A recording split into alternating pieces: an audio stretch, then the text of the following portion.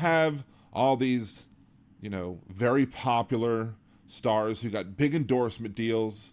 Like I think one of them was like $3 million endorsement deal. Now that NCAA students can get paid for endorsements when they used to not be able to get paid for endorsements, and so you have these students who are making big money, multi-million-dollar endorsement deal contract.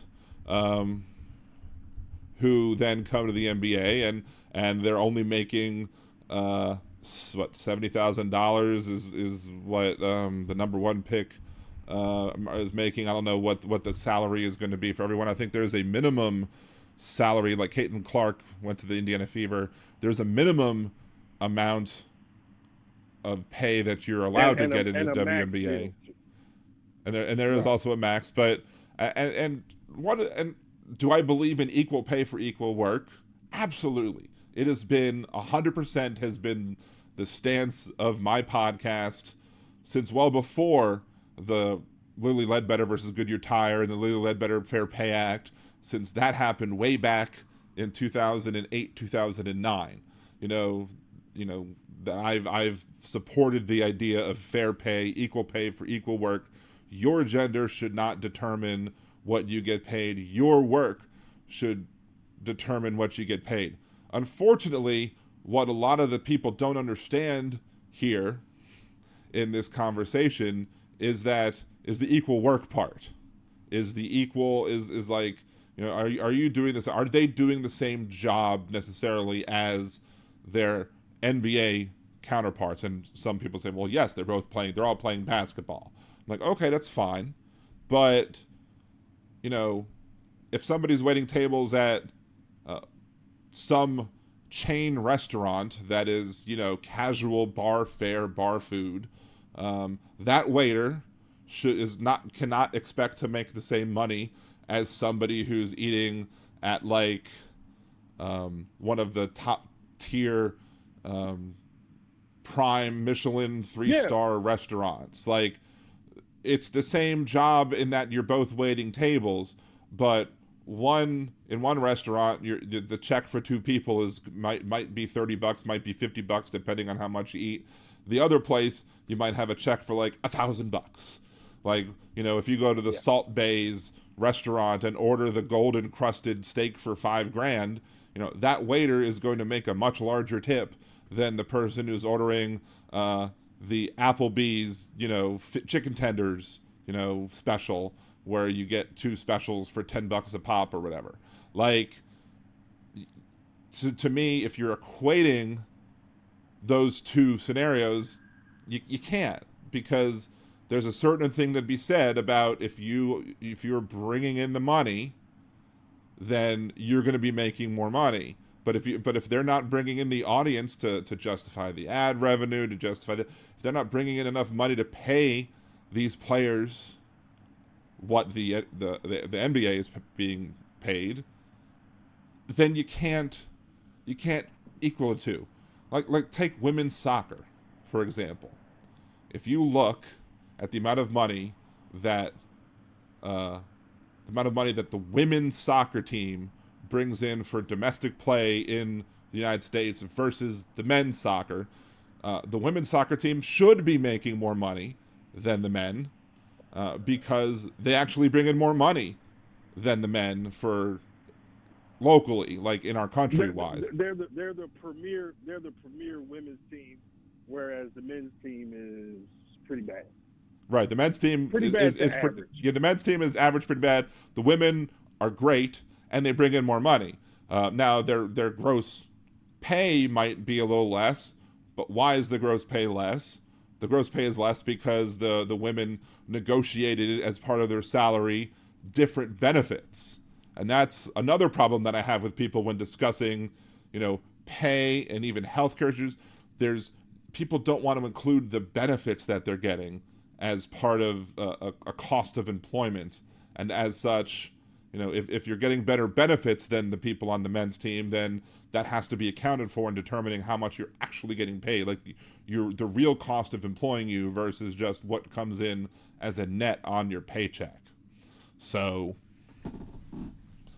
there's that. But yeah, like, and I know it's coming across as we're two guys, we're trying to talk to people and trying to tell people how, it's how you can't equate the WNBA with the NBA when it comes to the salary that's paid. I mean, the NBA actually subsidizes the WNBA at a little bit, relatively speaking. But if you were going to force, you can't force the WNBA to pay people the same as the NBA does, because they're just not bringing the same money. If you, as a fan of women's basketball, and I've gone to women's basketball games and they've been very excited. There's none here at the professional level, but if you're want to support women's basketball, watch the games on TV, get the ratings up on TV, so you have more. So there's more of a justification for the people that are airing the women's basketball games to charge higher ad rates, so then they can pay the teams more, so that players can get paid more.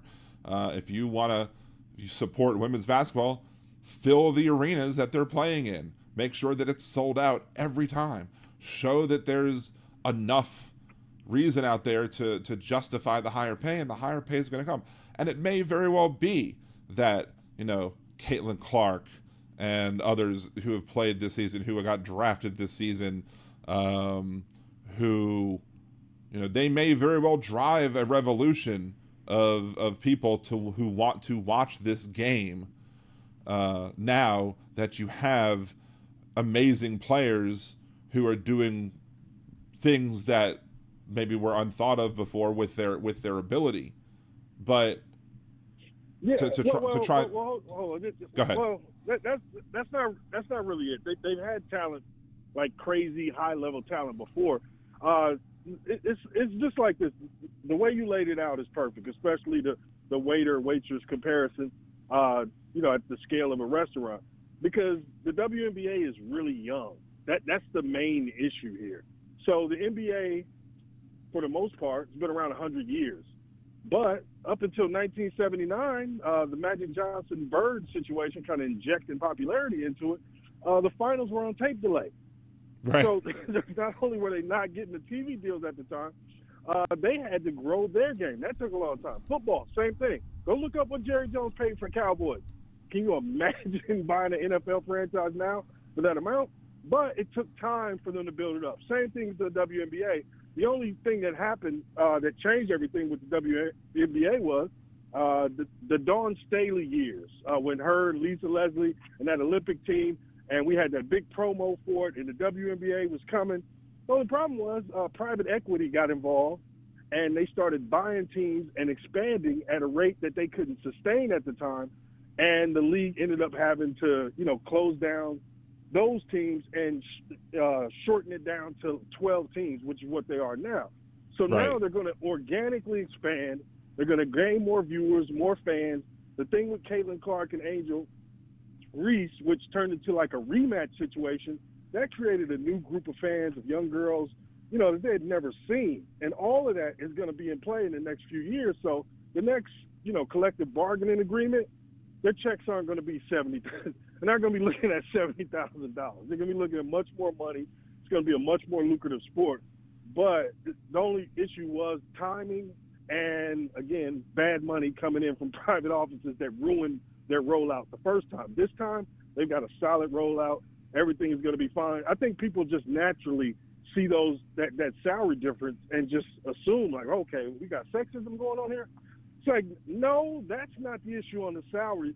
Now, the issue on engagement with the sport and the amount of people who spend time just talking trash about the sport for no reason, that's where the sexism is involved. Right, and exactly. That does hurt the sport as far as, its image, but, yeah, they're in a good place now. We got Caitlin Clark and all these other young people coming in, and I'm really excited for the WNBA. I think they're going to be much better than what people are assuming. And low-key, this would be the time, if you were going to buy a franchise, this would be the time to do it, because they're relatively cheap and they have a lot of room for growth.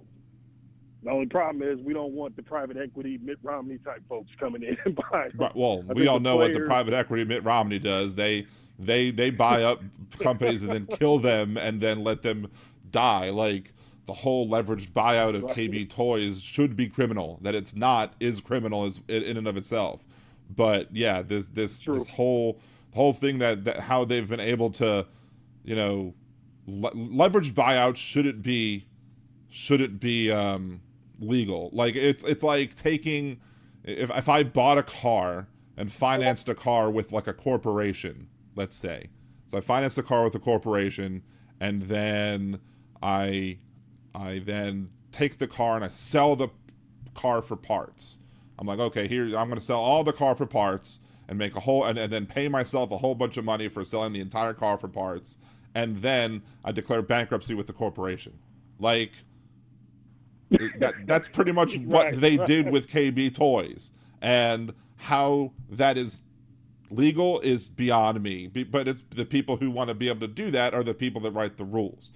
So that's what we're dealing with. And so unfortunately, hopefully that doesn't happen with the WNBA. Hopefully they do have some, requirements on, if you're going to buy a franchise, you actually have to show that you want to have the franchise, or we're going to take the franchise over from you.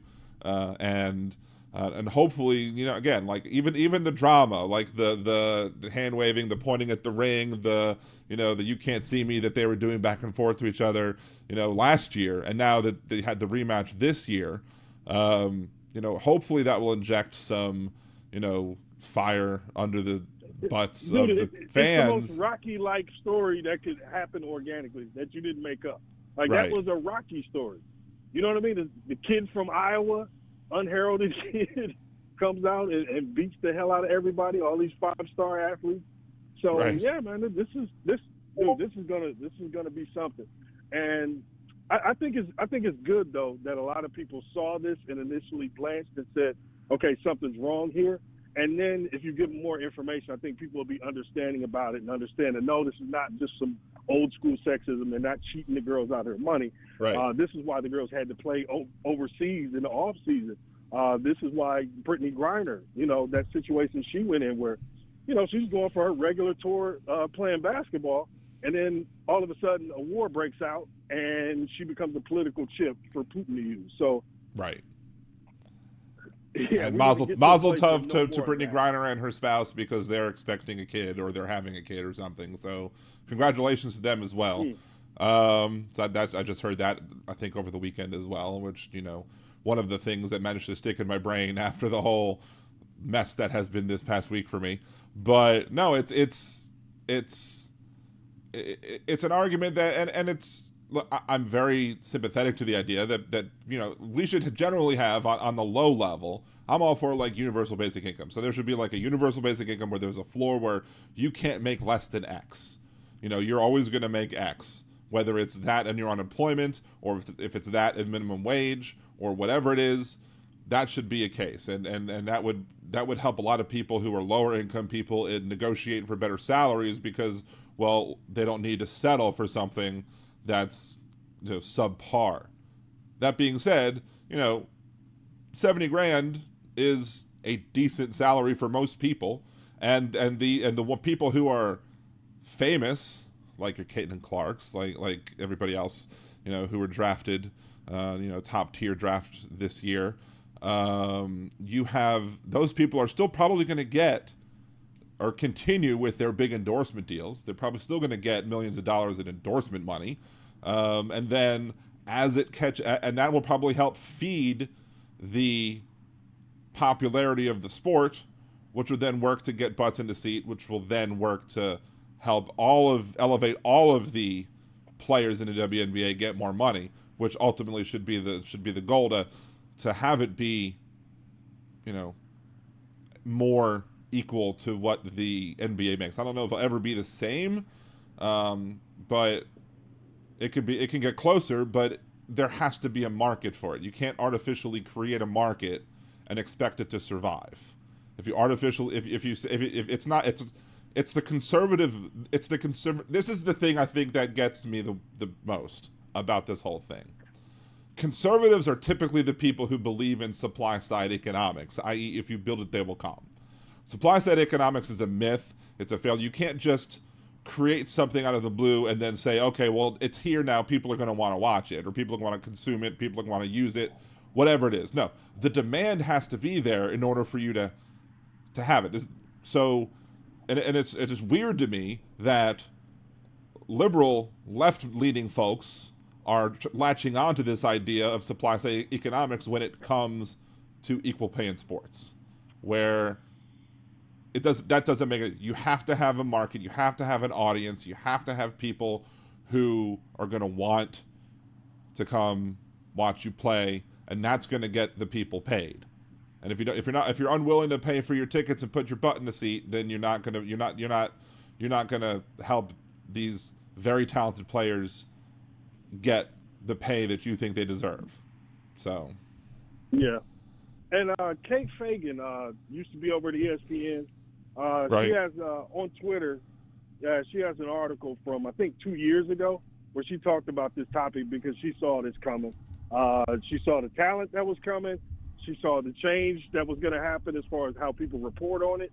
And she knew these arguments would come out too. So I think she addressed all of it well. So anybody out there, find her on Twitter or IG, and you can kind of read that article that I think she wrote it for ESPN in 2021. But yeah, man, I'm just glad I don't have to argue with these people who spend time telling us how much they hate the NBA as opposed to telling us how much they like whatever sport they like. Right. Baseball has the oldest fan base in the country. They're trying to expand to Asia now because young folks are so disinterested in baseball over here. The NBA, they're working on their new TV deal. They just banished a guy from the league who was gambling on the NBA. And meanwhile, the NBA and all other sports now are in partnerships with all of these gambling houses because gambling is taking over in America. So, all of these sports have their own problems. It's just with the WNBA, somehow it gets pushed down and thought of as incompetence, inferior product, all the other things. So that's where, a lot of the sexism comes into play with this stuff. But right. I think people are starting to get it now. But yeah, there are some people who are just who like basketball because they like the athletic dunks or whatever, and you're not going to necessarily see that from many players, at least in the WNBA. But I mean, you're going to see when you see some players pulling up for Steph Curry style threes. I mean, that's going to put some butts in the seats. If you're pulling up, some Steph Curry distance threes and just pulling back for a long three and then you're making them, that is going to generate excitement.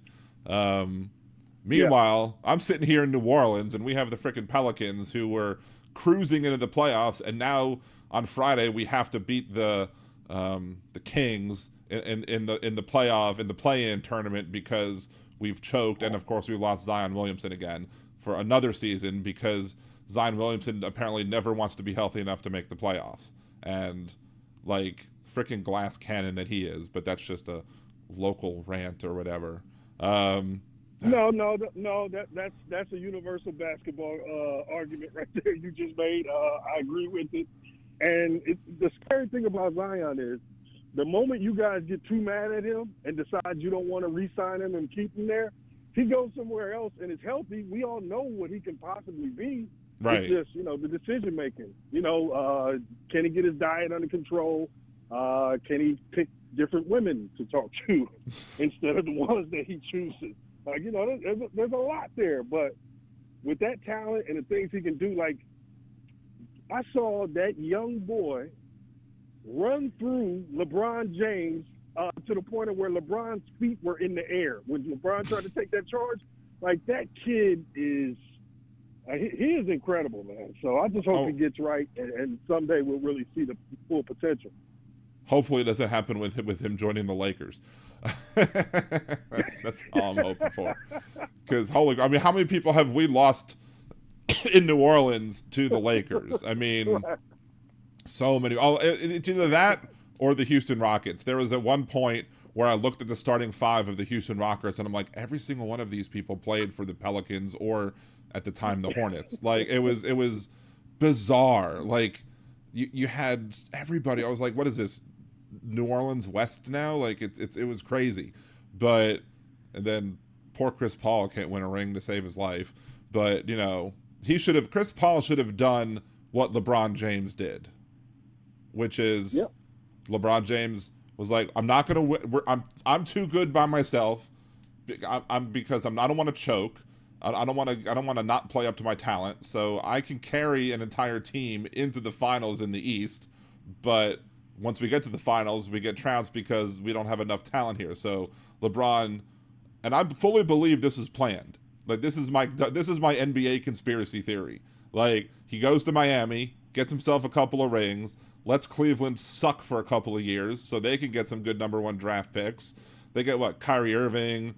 They got a bunch of other, top tier players. Kevin Love. Thank you. I was thinking about that. I got name blanked. Comes back. LeBron James returns, and it took him 2 years, and then he gets a ring there too. He gets Cleveland a ring because, he couldn't do. He needed help, but he wasn't going to get the help via the draft because he was too good by himself. So Chris Paul should have done the same thing. He should have left New Orleans for a couple of years, gone to somebody else. Maybe get a ring, maybe not, I don't know. But then return to New Orleans once we got the good draft picks. But he never actually did that. So, Yeah, he just unlucky. It is what it is. Thank you, Donald. And sadly, it might be over for he and Klay Thompson. They're probably going to be off the bench for the rest of their career if they choose to play more. Right. But, death of a dynasty, man. I don't know what Steph Curry's going to do, but LeBron James wouldn't stand for what Steph Curry stands for sometimes. And that can be a commitment to loyalty when some of that loyalty may be unearned and it may be time for people to go, i.e. Draymond and Klay. So we'll see if Steph is tough enough to do that. But, you're right about LeBron, man. He figured out he can't beat Mike when it comes to just looking at resumes and people saying, okay, 6 is more than 4, buddy. You can't beat him. So his thing was when he goes into the Hall of Fame, he's not going to be represented by a coach. Think about it. What coach do you consider to be the LeBron coach? Right. And then what franchise do you consider to be LeBron franchise? He became his own entity, and he just filled out the pieces around him. So, it's a beautiful thing for the modern athlete to think in that fashion, and we'll see if he's able to get an NBA team as an owner afterwards. And at that point, players understand LeBron James is not your friend. If he becomes the owner, he is now on the other side of the table, baby. Right. But Draymond Green just needs to stop kicking people in the nuts. I mean, that's the bottom line when it comes to that. I don't know. I mean, change your shooting mode. I mean, to me, it has to be purposeful. I mean, his shooting motion just comes up and his legs kick out, and there you go. Someone else has got kicked in the family jewels again. I just don't understand. Like, it's just, people laugh, and this will probably be the last thing I talk about with sports. I'm going to get to the other callers in a second, but I used to be a Hornets season ticket holder. I used to love going to the games. And I used to have this, they have this great deal where if you're like the 6th row on the upper level or higher, and we got right to the 6th row, it was like buy 2, get 2 free. So we had 4 seats. So like for, not popular games, we would go and bring friends. For popular games, I get to sell 4 seats worth of tickets and make bank and have the season tickets pay for themselves. Right. But it was still when Ron Artest was still Ron Artest and not Metta World Peace. And there's still this I can go find the clip on YouTube of the game where this happened, where Chris Paul got the rebound. Ron Artest got one of the basket, shoved him full extension of the arms, got the ball, did the layup, and all the people in the audience, this is in New Orleans, were like, that was a foul, and the ref's looking right at him and doesn't call anything, and it's just like, this is, and I contacted my season ticket rep, and I was like, I'm not renewing my seats. Why? Officiating. They're like, what? He was like, I never had anybody cancel their season tickets because of officiating. I'm like, no, I guarantee you I'm not the first to do it. I might be the first to say it, but I'm not the first to do it. But if I wanted to watch scripted sporting events, I'd go watch the WWE at this point, because if you can shove somebody on, that was personal, brother. And then the other thing was on the WNBA. A lot of officials hate Chris. Yeah. No, a lot of officials hate Chris. There's one, Foster, who he has a long-going feud with, and he just doesn't get the calls any other person who's going to walk into the Hall of Fame when they're done would normally get, man. So, yeah, I've seen bias against Chris Paul as far as officiating. But man, that was bias against years. Chris Paul and bias for the Lakers. That was like double bias. It was like Chris Paul wasn't getting the call, and it was because our test was still on the Lakers at that point. And I'm just like, what are you doing? And you actually go to the WNBA feed of it, and they're reviewing the play or whatever, and they're like, oh, that was great defense by Ron Artest. I'm like, no, it wasn't. It was a foul. So I'm like, no, I'm not spending my money. As if Ron has ever stolen the ball without pushing somebody. Exactly. Like, and then the next year, I didn't have season tickets, but I went to like 19 games of the season because the Hornets were so bad that season. They were literally giving away tickets to put butts in the seats. Like, I had better seats than I ever had. Like, there were so many games. I had third row, fourth row, fifth row, all because I followed the person who was running the Hornets on Twitter, and they would be like, hey, we're giving away tickets here. And I'd be like, okay, got my tickets. Ooh, good, fifth row this time, center court. This is awesome. So it spoiled us for any other season because I'm like, why would I want to pay when I can get these tickets for free? Holy crap, this is amazing. But yeah, it's we had that down here during the Hawks rebuild. When the Hawks rebuild, you could buy the standing room only, deep nosebleed seats. And then by the time you get inside, man, it's so empty. You can just walk down. The ushers will even help you. And, you're almost on the front row. It was so bad at that time. Well, that is better than that now, but, man, I remember those days. But, man, let you get back to the important stuff. And you can start talking about that orange criminal and whatnot. Yeah. And I'll hang back and listen, man. But hey, look, if I am Memorial Day weekend. I am going to be in Atlanta, so if you want to shoot me an email, Liberal Dan Radio, and see if I don't know if I'm going to be busy on that Saturday, but if you want to just meet up and say hey one day, be more than happy to do so. Okay, that's what's up, man. Cool. All right, shoot me an email, liberaldanradio@gmail.com, and we'll definitely talk about it. All right. Have a good one, man. Bye. Oh, we did have another caller on the line, but the other caller did hang up. So I was going to go to the other caller, Wes. Wes, you're being too bitter at this point for me to go to you with your worm farm stuff. We're not talking about worm farm stuff. We're talking about worm farms. Anyway, so no. But there was somebody else who was waiting on hold. Put the area code in the chat. I was asking who it was. Area code 323. I don't know if that was Bringing a Boy or not. If it is Bringing a Boy, again, you can call in and we can talk about it or whatever. But anyway, I've been recording this. I probably edited a little bit, but that's basically, we covered our, my kind of stance about that. I didn't catch anything in the chat with anybody necessarily disagreeing with me.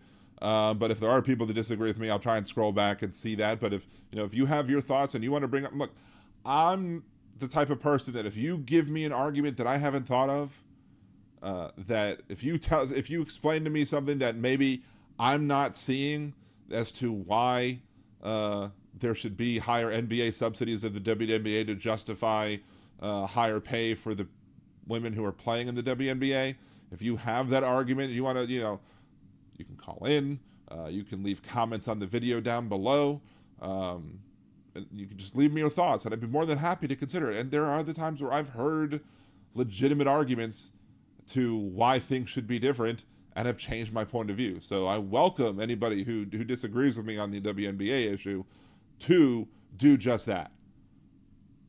Either call in another day, call in today, or if you want, or you can leave your comments below in the YouTube video. Remember to like the video, subscribe to the channel, share it with your friends, and as always, have a good day.